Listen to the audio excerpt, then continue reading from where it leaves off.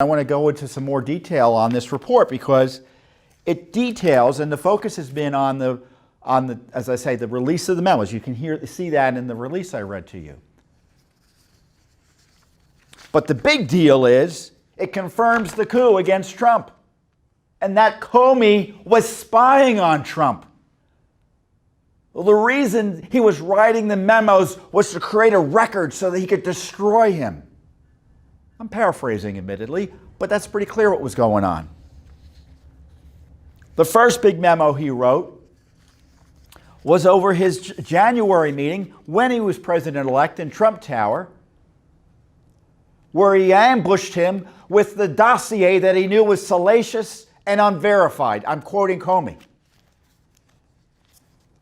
And they've been lying to us, and we knew they've been lying because if you've watched us, we tell you what the lies are. As I said, I've always been calling it an ambush. They're pretending they needed to brief him to give him a heads up because of a pending leak. I mean, it's just gobbledygook talk. Criminals trying to justify their criminality.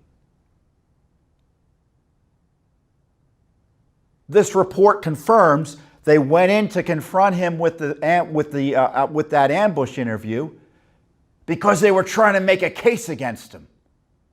You had the FBI director under Obama playing spy. We're talking about spying on the Trump campaign, spying on President-elect Trump, spying on President Trump.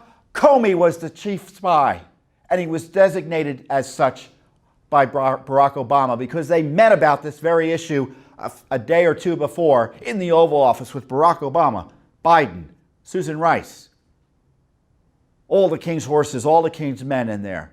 And Comey was the go-to guy. And I want to read you, because the liberal media doesn't care about this. They don't care about the attempt to destroy our republic because they were part of it. Forgive me for getting a little heated here. But this is our country we're talking about.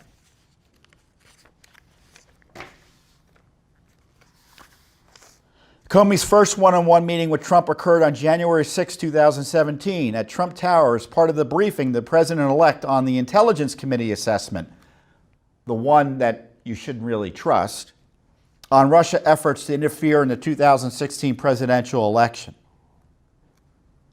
The first part of the briefing, and I'm cutting through some of this, jointly conducted by the intelligence community directors, involved briefing the president-elect on the overall conclusions of the ICA. The second part of the briefing, concerned notifying the president-elect, quote, of salacious and unverified, and that's in quotes, information about Trump's alleged conduct in Moscow several years earlier.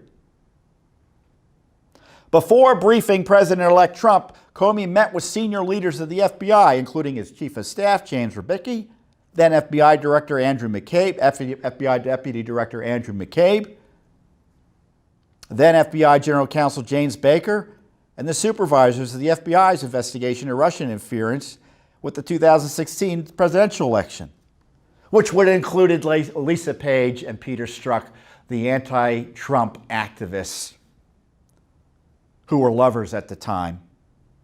Baker and McCabe told the OIG they had raised and discussed with Comey a number of concerns about Comey meeting alone with President-elect Trump.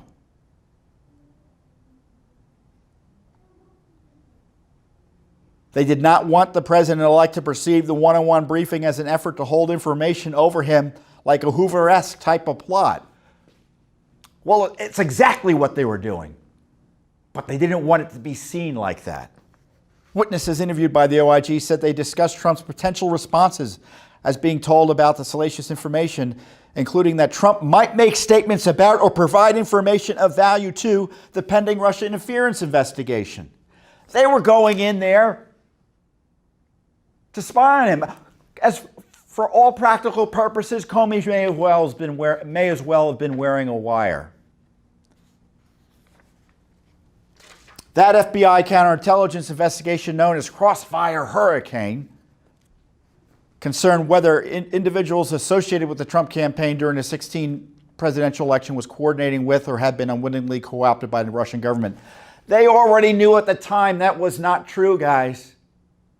They already knew. It was all based on this dossier that they knew, quote, was salacious and unverified. Nothing was backing it up. I have the 302s, or Judicial Watch does. I've talked about them. We just got them that show none of it was panning out. That's why the FBI was desperate to try to talk to Steele. It wasn't panning out. And they knew it was based on material created by someone who was desperate, quote, desperate to stop Trump. And yet they took this garbage material that they knew wasn't true and went and confronted the president-elect with it. Why? Because the Clinton gang, and I guarantee you, the Comey-Obama gang was leaking it. And they knew it was going to come out. Everyone knew it was going to come out. But that was a pretext because they wanted to get his reaction as the target of this unprecedented, illegal, illicit spy operation. The coup. Multiple FBI witnesses recalled agreeing ahead of time that Comey should memorialize his meeting with Trump immediately after it occurred. Comey told the IG that in his view it was important for the FBI executive managers, quote, to be able to share in Comey's recall of the salient details of these conversations, unquote.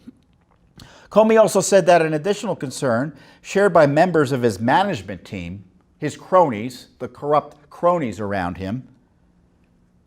I tell you, Comey, that leadership of the FBI was the most corrupt element of government in American history. There never was before so many corrupt officials in one place in one sensitive agency. God blessed us in allowing us to get through that burden of having those people there.